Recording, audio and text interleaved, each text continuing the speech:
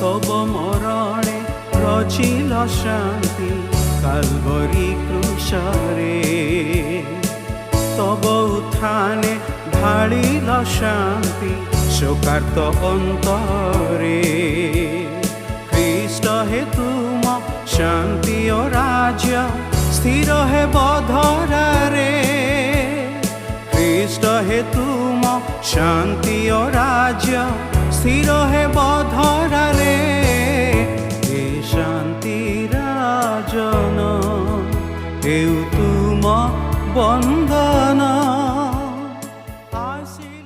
प्रिय श्रोता बंधु प्रभु श्रीख्रीष्ट सर्वोच्च नाम रे आपण को शुभेच्छा।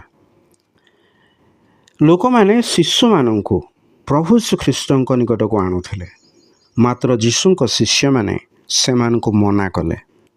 पितामाता इच्छा यह अटे जे प्रभु श्रीख्रीष्ट जेपरी सेमानक संतान मानक उपरे हाथ धोई आशीर्वाद करिवे मात्र शिष्य माने सेमानकु अटकाइले। सेतेबेले प्रभु श्रीख्रीष्ट एई कथा कहती जद्वारा आमे ताहांको मनर भावना को जानी पारू। लूक लिखित सुसमाचार 18 अध्याय 16 पदरे से एपरी कहिले जहा माने पाठ करू किंतु जीशु सेमानंकु आपणा पाखकु डाकी कहिले शिशु मानंकु मो निकटकु आसीबाकु दियो आउ सेमानकु मना कर नाही कारण ईश्वरंक राज्य एई प्रकार लोक मानकर। प्रभु श्रीख्रीष्ट हृदय को देखि पारंते।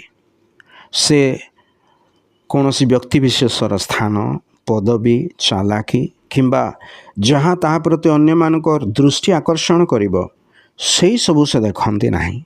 सुतरां से अंतर को देखि दीन नम्र लोकंकु से प्रेम करते तथा से एहीपरि प्रेममय ईश्वर जे पापी मानकर परित्राण निमंते आपना प्राण दान कले जो माने पाप भार रे भारग्रस्त से माने निजर पाप को बुझी भग्नांत हृदय विशिष्ट होई तांको निकट को जदि आसीबे एवं निजको शिशु सुलभ करिवे से मानकु प्रभु उद्धार करंती मुक्ति दियंती परित्राण करंती।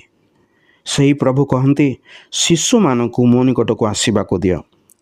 शिशु परि हृदय नहीं भग्नांत करण जदि आमे प्रभुंक निकट को जीवा से कहती स्वर्ग राज्य एही प्रकार लोक मानकर।